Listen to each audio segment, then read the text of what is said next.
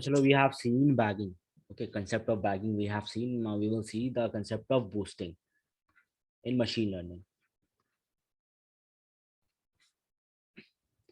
So we have started with simple algorithm linear regression. Okay, then step by step हम लोग ने classification का देखा, रेग्रेशन के प्रॉब्लम्स की एल्गोरिथम्स देखी। धीरे धीरे धीरे एल्गोरिथम्स बनती क्यों है, जब कुछ पिछली वाली चीज में प्रॉब्लम वो सही नहीं हो पाती है, या माइट भी एक एल्गोरिथम है। ठीक है, ये एक एल्गोरिथम है, ये एक एल्गोरिथम मैंने बनाई एक प्रॉब्लम को सॉल्व करने के लिए। ठीक है, किसी ने एक और प्रॉब्लम बना दी, ये किसी ने एक और एल्गोरिथम बना दी, ये प्रॉब्लम सेम प्रॉब्लम सॉल्व कर देती है। एक ने और बना दी, वो भी सेम प्रॉब्लम को सॉल्व कर देती है। तो मैं भी कहता हूं ना कि डेटा सेट है तो डिपेंड करता है कौन सी एल्गोरिथम यूज करनी है। नहीं तो हमारे पास एल्गोरिथम्स आई बहुत सारी, अभी भी आ रही हैं, फिर न्यूरल नेटवर्क्स आए। तो क्या होता है ना, ये तीन जब एल्गोरिथम बनी होंगी ना, तो इस एल्गोरिथम में कुछ डिसएडवांटेज भी होगा।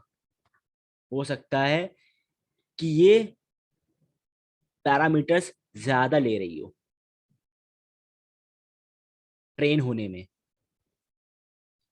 में, ये पैरामीटर्स ज्यादा ले रही है। इस वजह से ये क्या होता है, कंप्यूटेशनली थोड़ी हार्ड होती है, टाइम टेकिंग।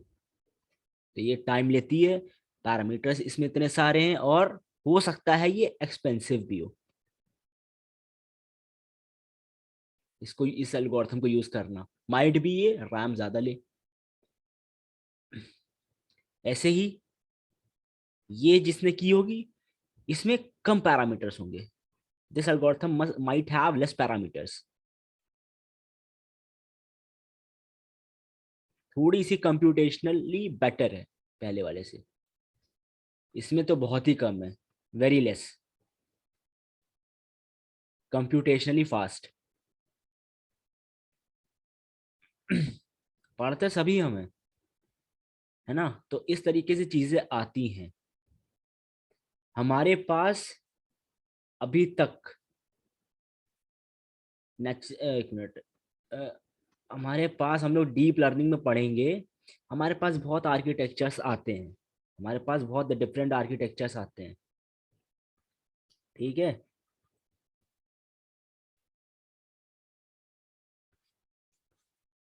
कंप्यूटर विजन जो था ना, ये बहुत पहले से चल रहा है, लेकिन जब से न्यूरल नेटवर्क आए ना, तो कंप्यूटर विजन का टास्क बहुत इजी हो गया है। तो हमारे पास बहुत डिफरेंट डिफरेंट आर्किटेक्चर्स है। फॉर एग्जांपल, अगर हम पढ़ेंगे कॉन्वोल्यूशन न्यूरल नेटवर्क में,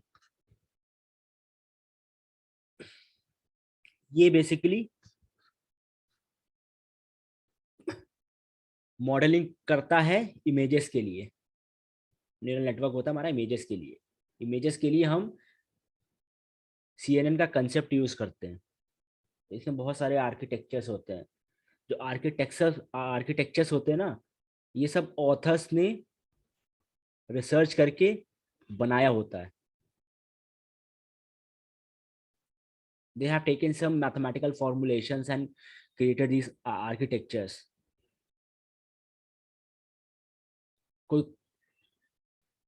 जो डीप लर्निंग मैंने बात की थी, इमेज जेनेटिक कंपटीशन था। ठीक है, एलेक्स करके एक था, उसने एक आर्किटेक्चर बना के इस इमेज पे एक एक्यूरेसी लेके आया था, बहुत बहुत ज्यादा। तो डिफरेंट आर्किटेक्चर्स होते हैं, रेजनेट होता है, VGG नेट, एलेक्स नेट, और भी बहुत सारे होते हैं। एक मिनट, रेजनेट में भी बहुत सारे होते हैं। ठीक है,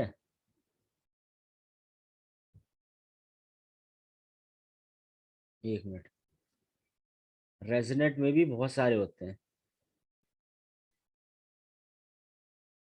तो ये सारी चीजें होती हैं, ये रिसर्च होता है इन सब पे, तब सारी चीजें प्रूव होती कि हाँ ये अच्छा काम कर रहा है, और वो बन जाती है मेरी स्टेट ऑफ आर्ट।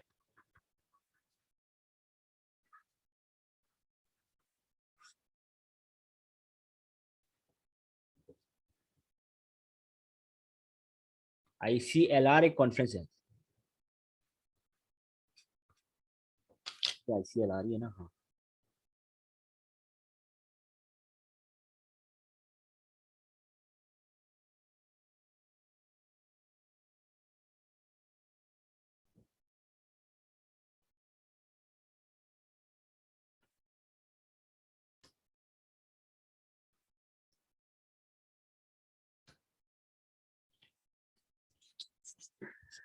इंटरनेशनल, एक minute, international conference on learning representations is a premier gathering of professionals dedicated to the advancement of the branch of। ठीक है, तो ये चीज़ें यहाँ पे रिलीज होते हैं। जो भी रिसर्च पेपर अपना लेके आता है या बताता है कि मुझे रिसर्च पेपर रिलीज करना है, तो वो यहाँ पे इस तरीके से करता है काम। और रिसर्च पेपर भी ऐसा नहीं है कि कोई भी रिलीज कर देगा, मुझे कुछ प्रूव करना पड़ेगा। अभी हम बात करेंगे डीप लर्निंग में नेचुरल लैंग्वेज प्रोसेसिंग की बात करेंगे, इसमें भी आर्किटेक्चर्स हैं। पहले क्या होता था इस पे, डीप लर्निंग में LSTM, GRU, ये है वेरिएंट्स, RNN के variants. RNN recurrent neural network. CNN हमारा होता है इमेजेस पे, इमेजेस पे काम होता है CNN से मेरा। RN से मेरा टेक्स्ट पे काम होता है। तो ये एक वेरिएंट है, LSTM इसका, GRU, RN के वेरिएंट्स हैं, डिफरेंट वेरिएंट्स। नए वेरिएंट्स इसके और आए हैं, ट्रांसफॉर्मर, बर्ट। बर्ट एक टाइप का ट्रांसफॉर्मर है, ठीक है। तो इसका भी आर्किटेक्चर हम लोग देखेंगे डीप लर्निंग में ट्रांसफॉर्मर का। इसमें इनकोडर डिकोडर होता है टेक्स्ट पे काम करने के लिए। फिर बर्ट आया, बर्ट के बाद आया GPT 1, GPT 2, GPT 3। ये जो GPT 3 आया है ना, इसको आप यूज नहीं कर सकते ऐसे, ये फ्री नहीं है। आपको GPT 3 यूज करने के लिए आपको पे करना पड़ेगा, ठीक है। कितना पे करना पड़ेगा ये भी देखते हैं। ये OpenAI का है GPT 3।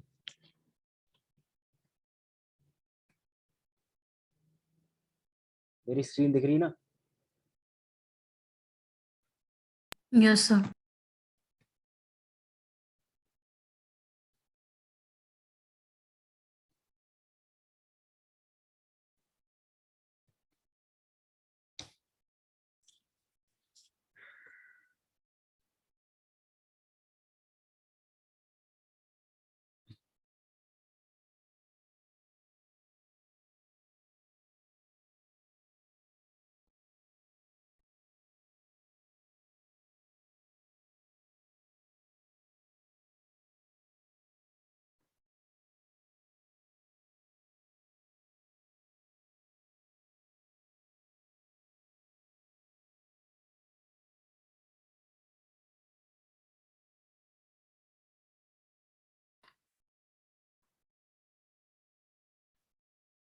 चलो अभी देखिए, training GPT reportedly cost this $12 million. ठीक है, सोच लो। अगर मैं इंडियन करेंसी में देखूं अगर इसको,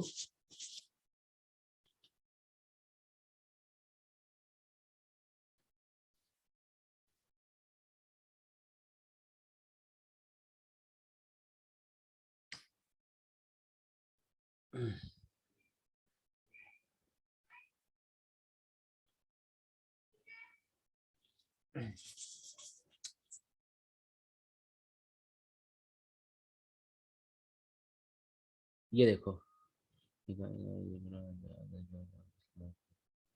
10 करोड़ तक जा रहा है, 10 करोड़। सोचो, खाली ट्रेनिंग करानी है मुझे। इसके अलग अलग प्रीमियम होते हैं, ठीक है। मंथली आपको कराना है, कैसे कैसे ट्रेन कराना है। तो ओपन एआई में दिखा नहीं रहा है, अगर मैं देखूं ओपन एआई, ठीक है, ओपन एआई का GPT-3 ये है।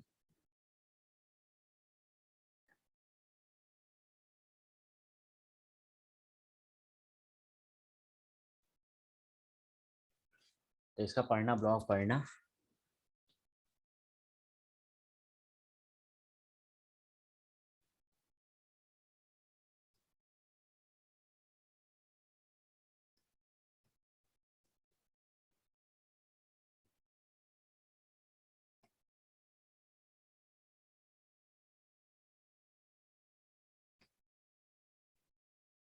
ये देखो, ये रहा शायद।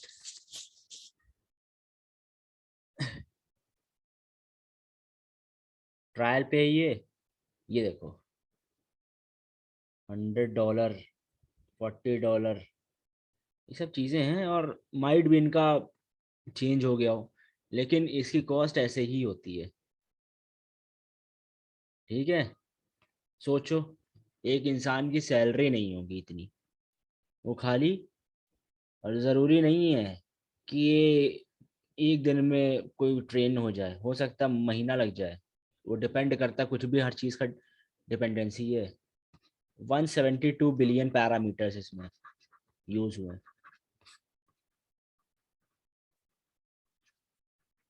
172 ही है ना, देखें।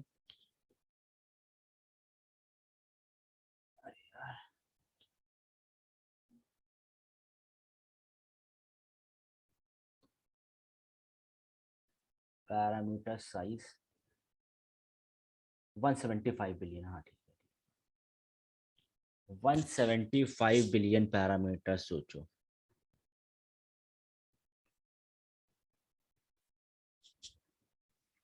अभी तक का ये GPT-3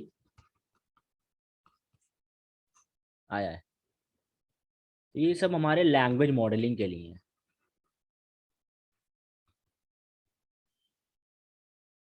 और ये बहुत एक्सपेंसिव है। GPT-1 2 शायद हमें मिला है, यूज़ कर सकते हैं। तो ये सोचो, है ना। सो सारी कंपनीज काम नहीं करती हैं भाई, इतना महंगा भी है। और इसके लिए हमें बहुत GPUs चाहिए होंगे हमें।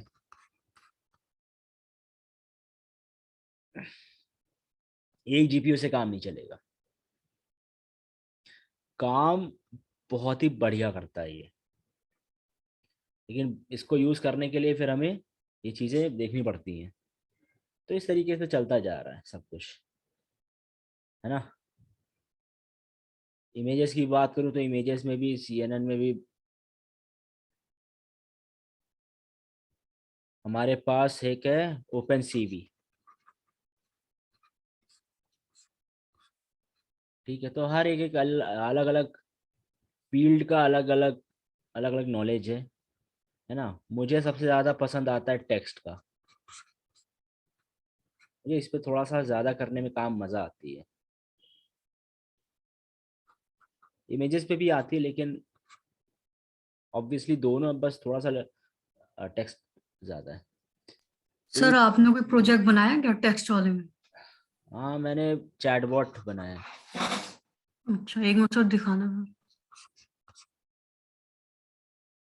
चैटबॉट मेरा कहाँ पड़ा?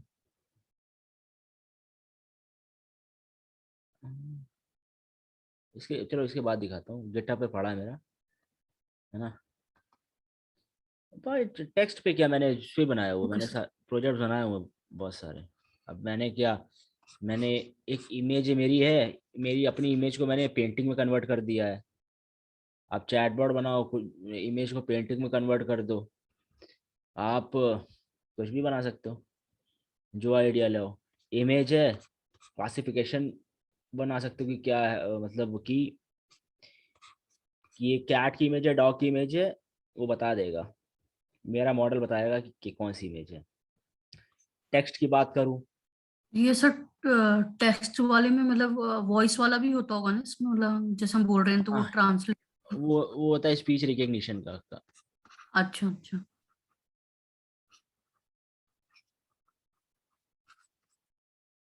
टेक्स्ट का क्या, और टेक्स्ट में क्या हो सकता है? आप सेंटिमेंट एनालिसिस, अभी एनएलपी हम लोग देखेंगे, एनएलपी हम लोग सेंटिमेंट एनालिसिस देखेंगे। हम लोग अमेजोन अमेजोन से फीडबैक उठाएंगे, मॉडल बनाएंगे, ट्रेन करेंगे। तो इसकी प्री प्रोसेसिंग अलग होती है, इसकी प्री प्रोसेसिंग टेक्निक वगैरह सब अलग है ना। इसको भी समझना, थोड़ा सा बेसिक से समझना पड़ता है। सेंटिमेंट एनालिसिस है। और गूगल सर्च बार है, देखो गूगल सर्च बार दिखाता हूँ। ये देखो, अभी मैं टाइप करूंगा न्यूज़, तो देखो न्यूज़ आ रहा है।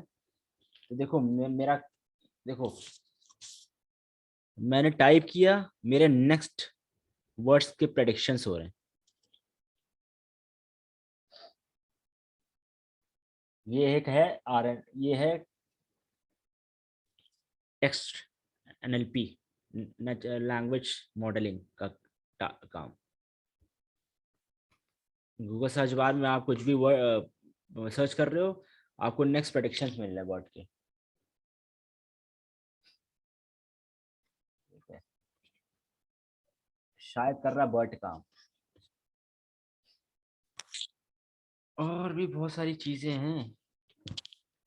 हम्म, हम्म, और आप कर सकते हो, आप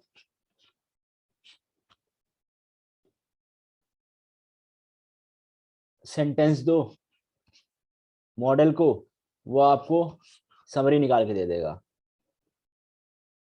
अगर आप जीपीटी से निकालते हो ना, वो इस तरीके से निकाल के देगा आपको कि लगेगा नहीं कि कंप्यूटर बता रहा है, कोई ह्यूमन बीइंग ही बता रहा है। तो ये सब टेक्नोलॉजी आजकल बहुत एडवांस हो गई है, ह्यूमन रोबोट्स निकल आ रहे हैं। तो जो एलन मस्क ने बताया क्या कहा, उसने कहा कि एआई इज मोर डेंजरस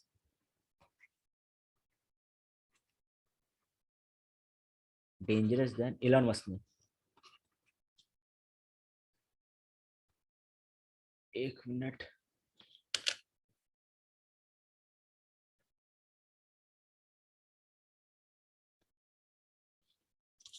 ठीक है, AI is more dangerous than nuclear weapons. ये मेरे ख्याल से एक टेस्ला का ह्यूमन रोबोट बना रहा है। ठीक है, एआई का है, पूरा एआई पे काम करता है।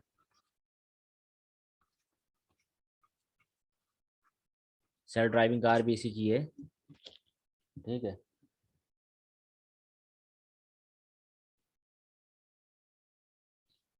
तो ये सब चीजें हैं, सब काम हो रहा है टेक्नोलॉजी में, ये सब नॉलेज होनी चाहिए, पता होना चाहिए। और थोड़ा सा इंटरेस्ट आता है काम करने में, और ये चीज में तो एकदम मतलब इसको एकदम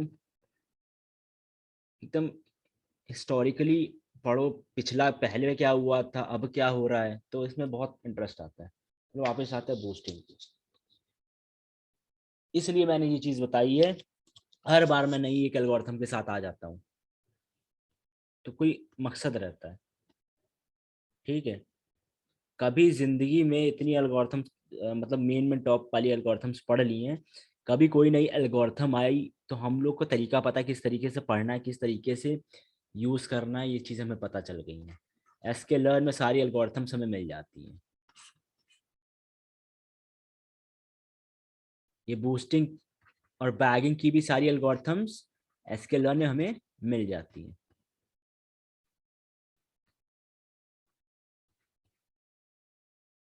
तो ये सारी चीज़ें, चलो देखते हैं बूस्टिंग, फटाफट देखते हैं। तो इसकी हमें ज़रूरत क्यों पड़ी, वाई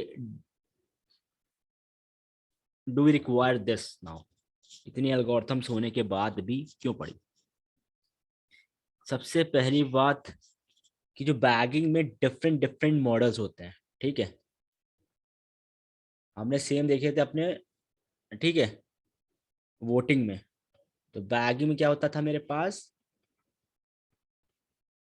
डिफरेंट मॉडल्स होते थे।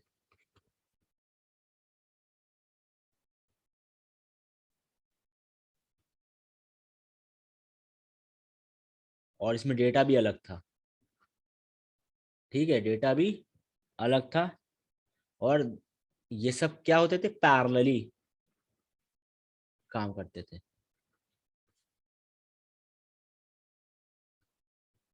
Parallel, they move parallelly. तो बैगिंग पूरा हम लोग देख चुके हैं। ये मेरे पास ऐसे फॉर एग्जांपल, ये मेरे पास 4 मॉडल्स हैं, ठीक है। ये है S1, S3, S4। तो यहाँ से मेरा मॉडलिंग ओके, मेरे पास ये आउटपुट, हमें फाइनल आउटपुट मिल जाता था, ठीक है। इस तरीके से ये पैरेलली जाते थे, पैरेलली एक साथ।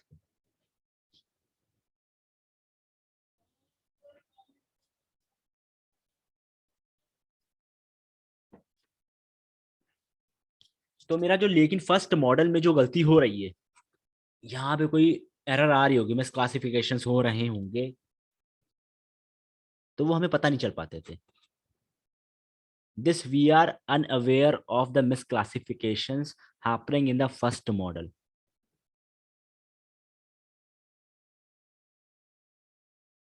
And even in these models also, we did not knew that how much is the misclassification, and we were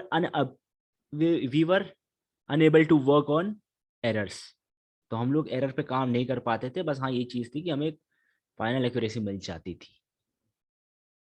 error पे। इसने एरर की, हमें नहीं पता, इसने की क्या की मुझे नहीं पता। लेकिन क्या होता है, अब जो बूस्टिंग में होता है ना, फर्स्ट मॉडल की एरर हम क्या करते हैं, इसने जितनी मिसक्लासिफिकेशंस की हैं, हम इसको दे देते हैं, ये ठीक करता है। इसकी एरर इसको दे देते हैं, इसकी एरर इसको दे देते हैं। और क्या करना है, इसको सीक्वेंशियली चलाओ, move them sequentially. And this is what are boosting. Boosting is also work sequentially. Boosting होती है हमारी सीक्वेंशियली। अब देखो यहाँ पे क्या चीजें हमको मैटर करती हैं। यहाँ मेरे मॉडल्स के बीच में ना डिपेंडेंसीज होती है। मॉडल्स एक दूसरे पे डिपेंडेंट होते हैं। कि मुझे तुम्हारी पहली एरर देखनी, दूसरी, मॉडल आपस में एरर शेयर करते हैं और उसे बूस्ट करते हैं। डिपेंडेंसीज को वो बूस्ट करते हैं और ज्यादा।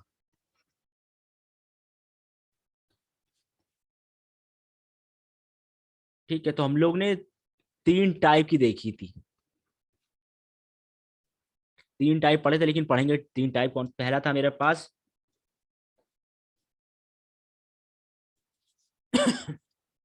अच्छा सॉरी, 5 होते, 5। पहला मेरे पास क्या था, adaptive boosting,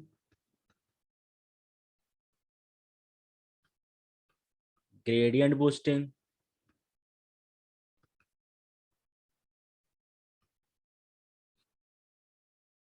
extreme gradient boosting,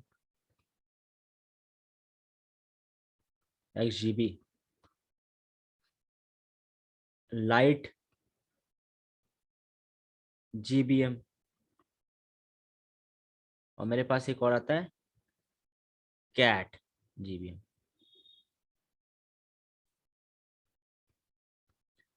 ठीक है, ये सब आती हैं। तो अभी हम लोग पढ़ रहे हैं एडेप्टिव की, ठीक है, एडा बूस्ट। पहला मेरा है एडा बूस्ट। इसमें कुछ स्टेप्स होते हैं फिलहाल। पहला है ना, तो इसके स्टेप्स देखते हैं कि कौन कौन से स्टेप्स होते हैं। पहला होता है कि ये मेरा सीक्वेंशियल होता है। मेरी बूस्टिंग जो वाली होती है सीक्वेंशियल होती है। दूसरी, कितना भी डेटा हो इसमें, इसमें जितना भी डेटा हो अच्छे से वो स्केल हो जाता है। कंप्यूटेशनली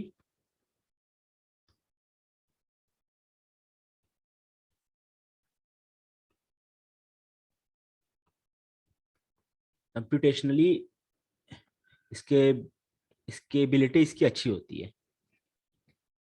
तीसरा,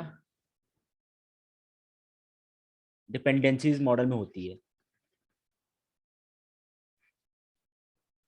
ठीक है, ये हम देख चुके हैं। चौथा, इसमें एक एल्गोरिथम होती है, वो होती है SAMME, वो यहाँ पे यूज होती है। दो एल्गोरिथम्स होती हैं जो यूज ये एडा बूस्ट करता है। तो ये देखते हैं।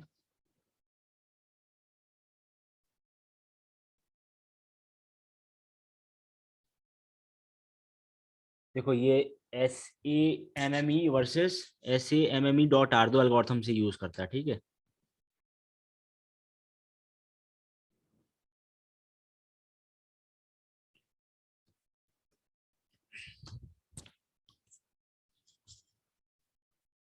देखो यहाँ पे इसके, अभी मैं एकदम डीप में नहीं जाऊंगा।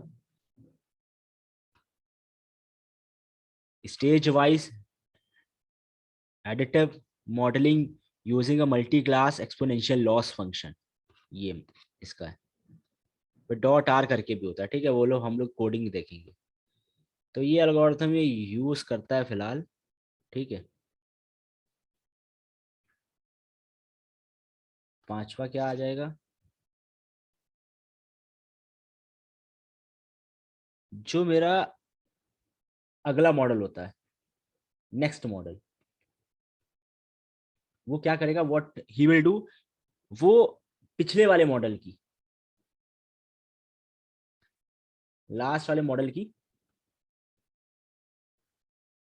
एरर को ठीक करेगा। ठीक है, अपने लास्ट वाली एरर को ठीक करेगा। अगला मॉडल अपने पिछले मॉडल की एरर को ठीक करता है। ये स्टेप्स, तो स्टेप बेसिकली होते हैं हमारे पास, वो सब बात कर रहा हूँ। इसमें क्या होता है कि missing values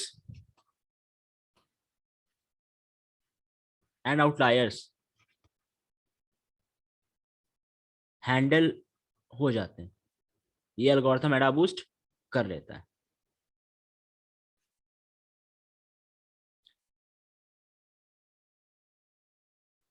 is handled by this algorithm.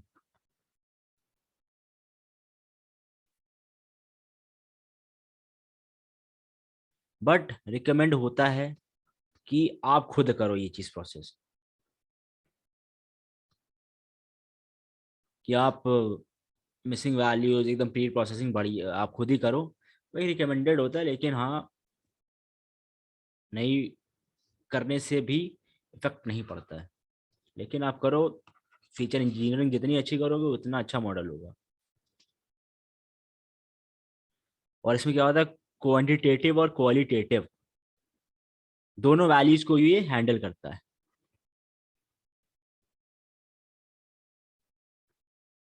ये हम देख चुके हैं क्वांटिटेटिव क्या होता है और क्वालिटेटिव, ये दोनों वैल्यूज को ये हैंडल करता है। ठीक है, तो हमें समझ में आ गया कि बैगिंग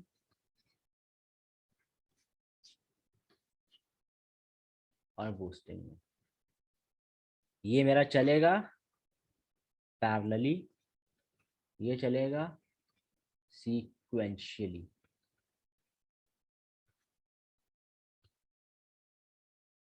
और इनके बीच में रिलेशन होता है, मॉडल्स के बीच में we have the relations between all the models. In this we don't have any relation. Parallelly देते हैं, इसमें कोई रिलेशन नहीं होता।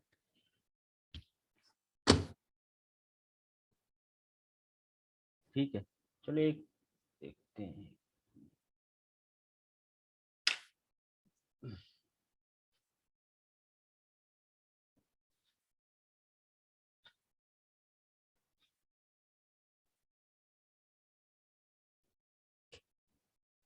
ठीक है भैया,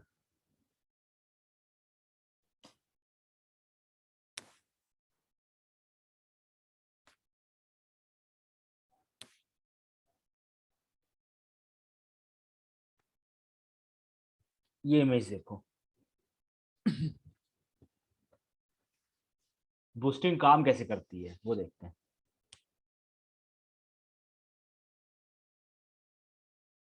इमेज, ये सब क्या हो जाता है।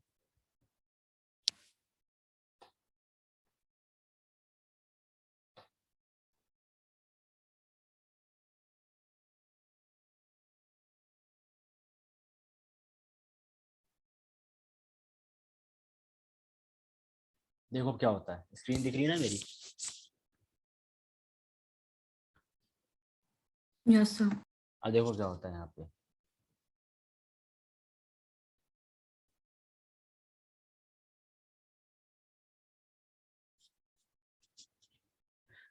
मान लो कि मेरे पास दो क्लास का क्लासिफिकेशन मुझे करना है। एक मेरे पास ये रेड ऑरेंज है, और ये एक मेरे पास ब्लू है। ऑरेंज है और ये मेरे पास ब्लू है। पहले इस पे हम डिसीजन स्टैंप लगाते हैं। ठीक है, जो डिसीजन स्टैंप होता है वो हमें बेसिकली बताऊंगा। डिसीजन डिसीजन स्टैंप वो हम लगाते हैं मॉडल पे। डिसीजन स्प्लिट लगाने से क्या है कि ये डिसीजन स्टैंप, सॉरी, स्टैंप लगाने से स्प्लिट हो जाता है डेटा। स्प्लिट किया तो मेरा पहला स्प्लिट यहाँ पे आया। अगर मैंने डिसीजन स्टैंप लगाया तो मॉडल ने इनको डेटा को, मेरे डेटा को स्प्लिट किया। अभी ये 4 ग्राफ्स हैं। तो पहले में देखो, पहले में क्या है कि मेरा जो रेड वाले ना सही क्लासीफाई हो गए हैं, जो ब्लू वाले हैं ना, यहाँ पे ध्यान दो, ब्लू वालों में ये स्प्लिट मिस क्लासिफिकेशन है।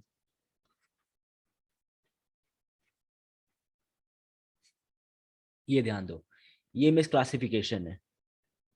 बाकी मेरे ऑरेंज वाले सारे करेक्टली क्लासिफाइड हुए हैं। And that blue one 2 points are misclassified.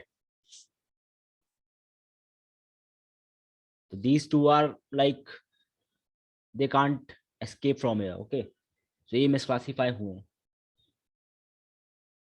तो जो what model will do, model क्या करेगा, इन दो जो मिसक्लासीफाई हुए ना इनके वेट्स बढ़ा देगा। इनके वेट्स की वैल्यू इंक्रीज कर देगा। और जो मेरे करेक्टली क्लासीफाई हुए हैं उनके वेट्स की वैल्यू डिक्रीज कर देगा। करेक्टली क्लासिफाइड की वेट की वैल्यू डिक्रीज कर देगा। मिसक्लासिफाइड पॉइंट्स की वैल्यू,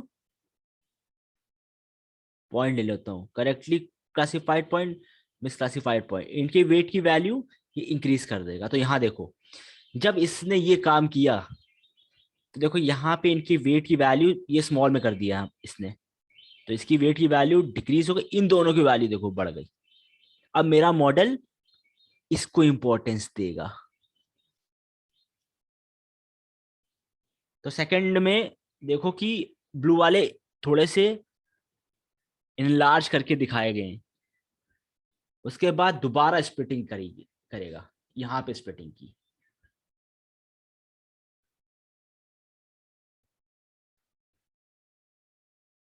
ठीक है, यहाँ पे स्प्लिटिंग की। अभी देखो, अभी ये मिसक्लासीफाई हो रहे हैं। ये स्प्लिट करने के बाद अब ये मिसक्लासीफाई हो रहा है, अब इनके वेट्स बढ़ा देगा। ये देखो, जिनके है ना, इनके और छोटे हो गए, इनके और छोटे हो गए, इनके बढ़ा दिया। स्प्लिट किया, फिर दोबारा स्प्लिट किया, फिर से स्प्लिट करेगा। इसमें देखो, अब मेरे पास दोबारा स्प्लिट किया इसने। अब इसकी वैल्यूज बढ़ा, इसके वेट्स बढ़ा दिए। अब ये मुझे करेक्टली, अब यहाँ पे स्प्लिटिंग मेरी सही हुई है।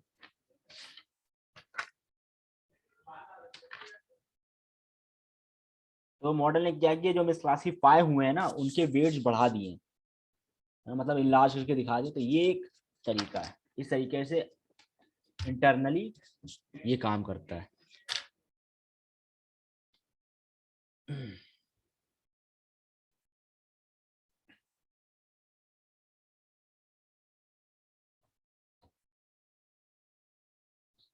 ब्लॉग पढ़ना चाहो पढ़ सकते हो, तब लिखा हुआ बूस्टिंग और उनके बारे में लिखा हुआ है। एरर दिखाइए किस तरीके से कम हो रही है, ठीक है। देखो ये स्केलर्न में मिल जाता है हमें सब।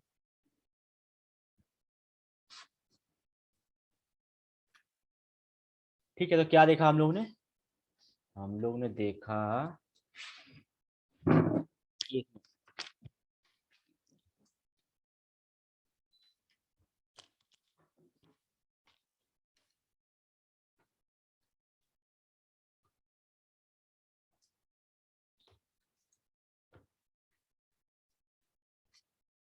स्टेप्स फॉर एडा boost.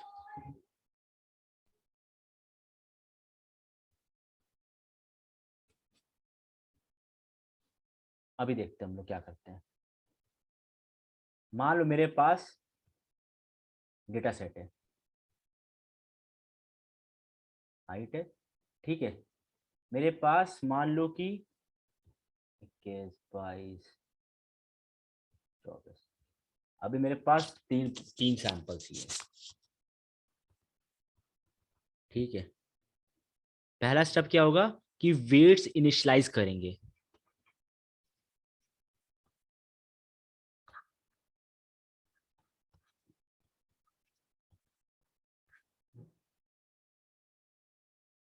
One by N to all observations. All क्या? N observations. मतलब क्या होगा यहाँ पे देखो, यहाँ पे कितने मेरे पास तीन सैंपल हैं, 1 2 3। तो 1/3 1/3 1/3, ये मेरा एक नया कॉलम होगा किसका? वेट का।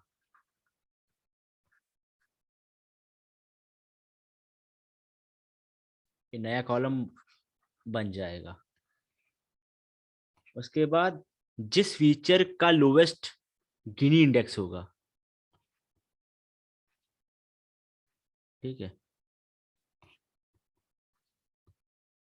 जिस फीचर का गिनी इंडेक्स लोवेस्ट होगा, या लोवेस्ट होगा, वरना क्या होगा?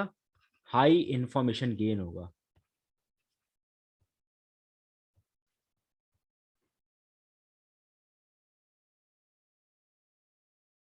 है ना। मतलब क्या मतलब इसका?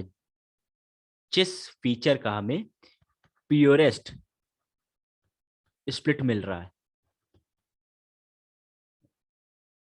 हाई स्कोर ऑफ प्रोबेबिलिटी मिल रही है, high score of probability,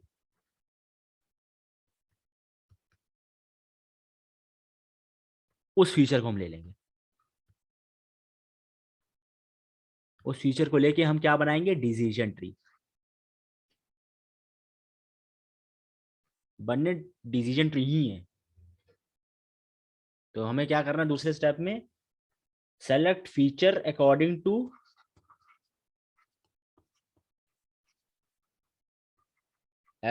to lowest Gini index.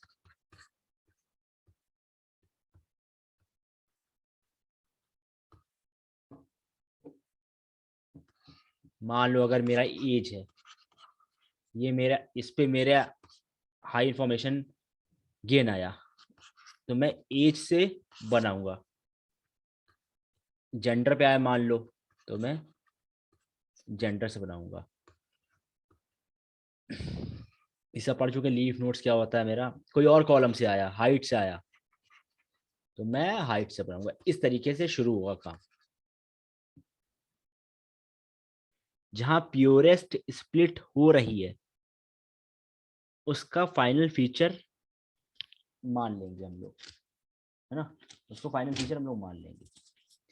तो मान लो कि मेरे पास डेटा सेट है, ठीक है। ऊपर वाला डेटा सेट हम लोग ने देखा कि मेरे पास यहाँ पे क्या है, एज है, हाइट है, ठीक है, एज और हाइट, और मेरे पास ये आया है। तो अभी मैं ये मान लेता हूँ अभी के लिए, अभी मैं मान लेता हूँ मेरे पास 7 सैंपल्स हैं, जिसमें कि राइट क्लासिफिकेशन मेरे पास कितने हैं, 5 हैं, और मिस क्लासिफिकेशन कितने मेरे पास हैं, मेरे पास 2 हैं। डायग्राम हम लोग ने देखा ही था। तो टोटल एरर कितनी मेरे पास, 2, यही वाली टोटल एरर 2 है ना। एक मिनट रुको। हाँ। तो अब हम लोग क्या करेंगे, स्टेप नेक्स्ट स्टेप क्या होगा कि हम लोग सिस्टम की परफॉर्मेंस निकालेंगे। Check out the performance of our stump. For example मेरी एज थी, है ना, मेरा एज पे मेरे यहाँ मिली है, एज पे मेरा लोवेस्ट गिनी इंडेक्स है। अब इसकी मैं परफॉर्मेंस निकालूंगा, तो इसका फॉर्मूला एक होता है 1/2 इंटू लॉग ई 1 माइनस टोटल एरर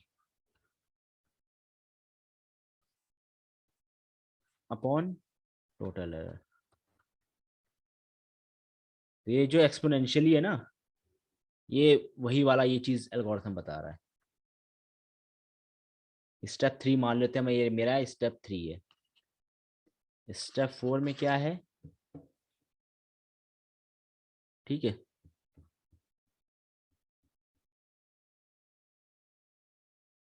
एक मिनट, वही हमें काम करना है। फिर जो राइट क्लासिफिकेशन है हुआ है, उसके वेट्स डिक्रीज करेंगे।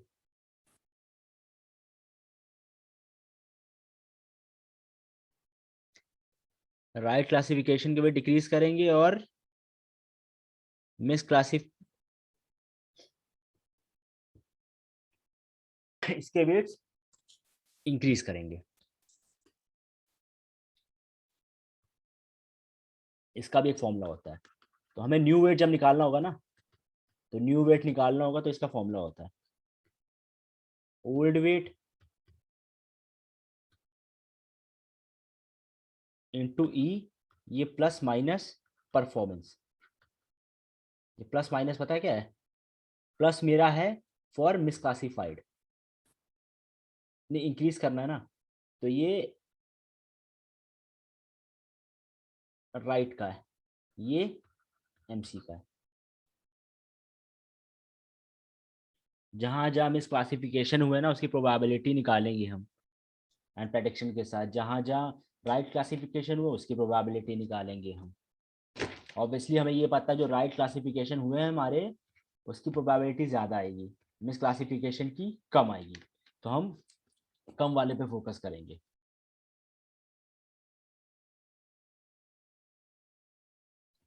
ठीक है,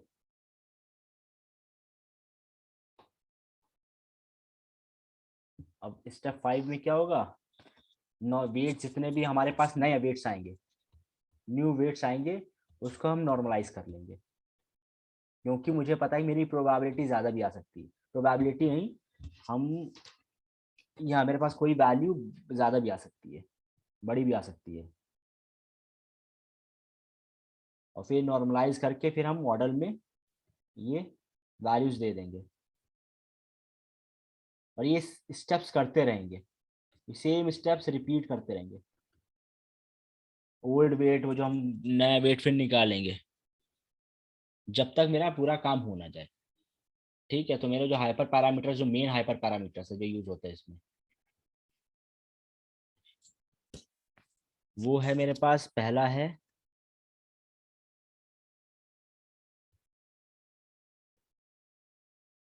बेस एस्टिमेटर,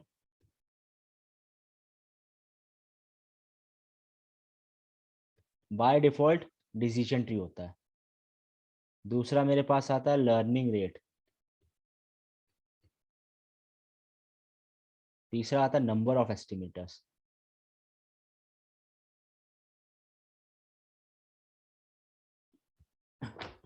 तो इस तरीके से ही पूरा काम होता है, थियोरेटिकल चीजें होती हैं। लेकिन इसमें अगर है तो चीज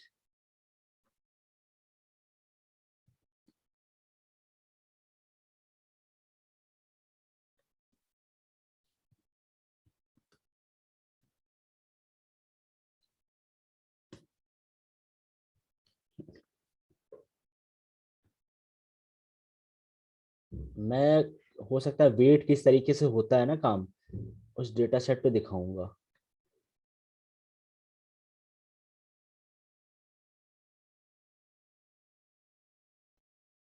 कल दिखाऊंगा वेट्स वाला एक बार, ताकि थोड़ा सा और क्लियर हो जाए। उसके बाद हम लोग प्रोजेक्ट कर लेंगे।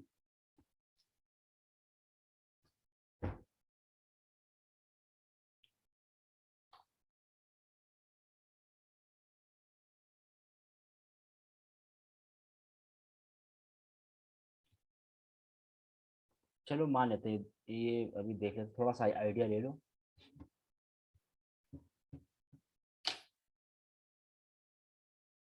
ठीक है, तो मेरे पास ये चीज, चलो ठीक है, ये ऊपर डेटा सेट है, x1 x2 डिसीजन है यहाँ।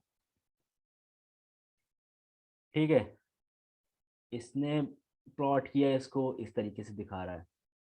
उसके बाद डिसीजन स्टम्प देखो निकाल रहा है ये, हाई इंफॉर्मेशन गेन जिसका निकाल के। उसके बाद देखो ये इसने एक नया बनाया, जो एक्चुअल चीज है ना, इसने इसको 1 और -1 में कर लिया। एक्चुअल क्या है ये, ट्रू फॉल्स डिसीजन। उसके बाद इसने नए वेट निकाले। ठीक है, वेट्स अपने हिसाब से इसने कैलकुलेट किए हैं। ये वो नहीं है। देखो नॉर्मलाइज किया, फिर देखो वेट को। ठीक है, जब नॉर्मलाइज करोगे ना, तो सबकी वैल्यू को ऐड करोगे ना, तो 1 आता है। ठीक है, हमको करना पड़ता है ये चीज।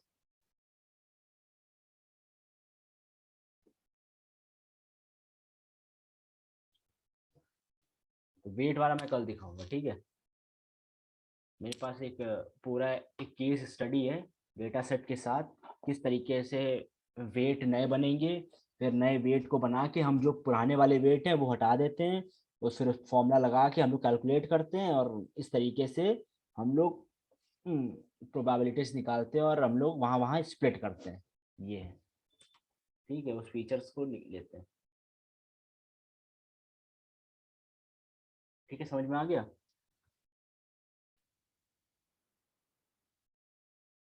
यस।